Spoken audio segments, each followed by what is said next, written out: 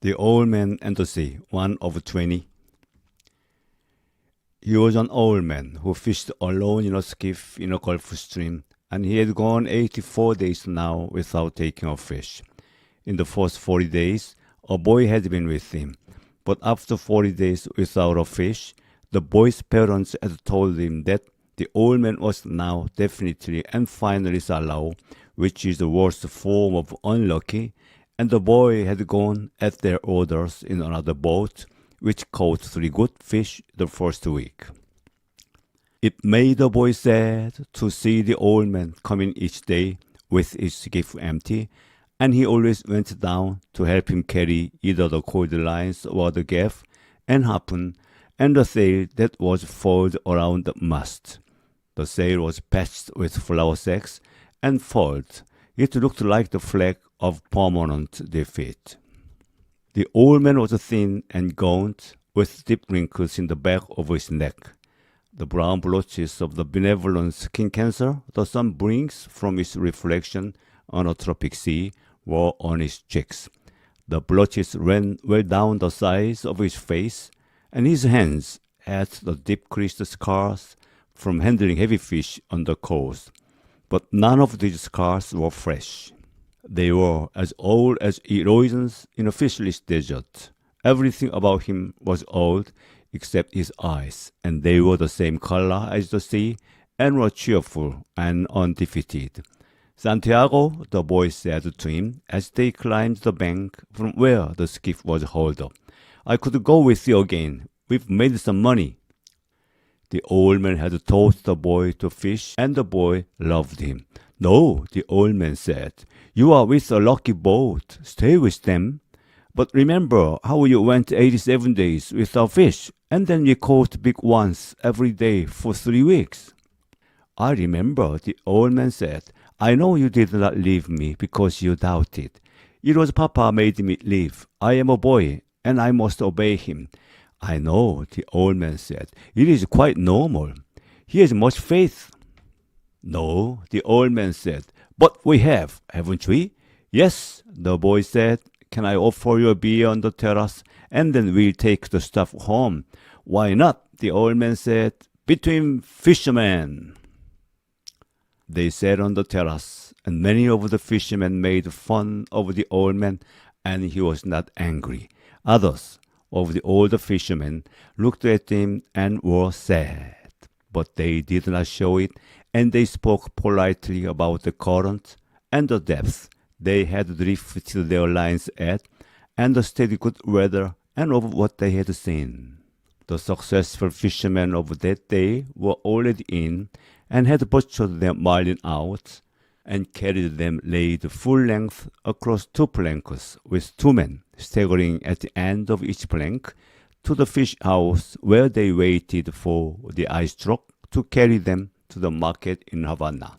Those who had caught sharks had taken them to the shark factory on the other side of the coop, where they were hoisted on a block and tackle, their livers removed, their fins cut off, and their hides skinned out, and their flesh cut into strips for salting. When the wind was east, a smell came across the harbor from the shark factory, but today there was all the faint edge of the odor, because the wind had backed into the north and then dropped off, and it was pleasant and sunny on the terrace.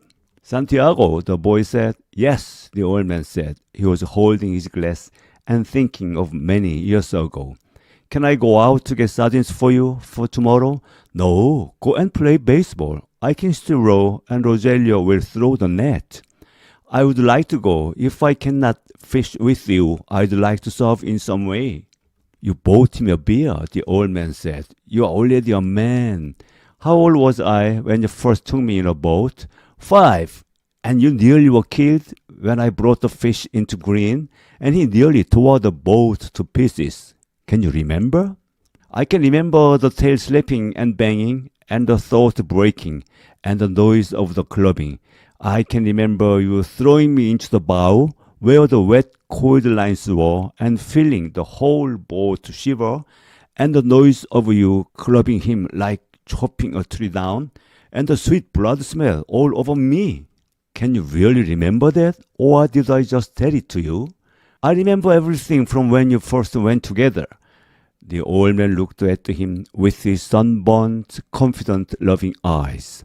If you are my boy, I'd take you out and gamble, he said.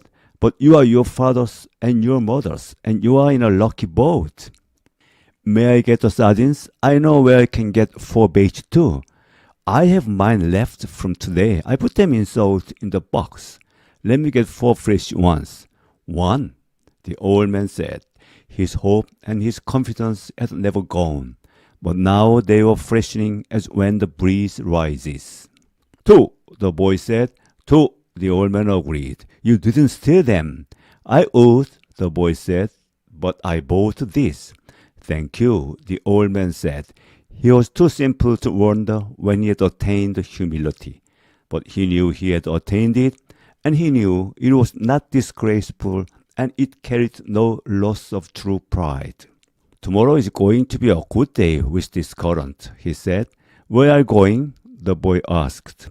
Far out to come in when the wind shifts. I want to be out before it is light.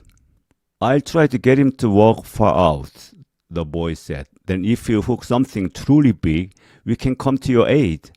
He does not like to walk too far out. No, the boy said, but I will see something that he cannot see, such as a bird walking, and get him to come out after dolphin.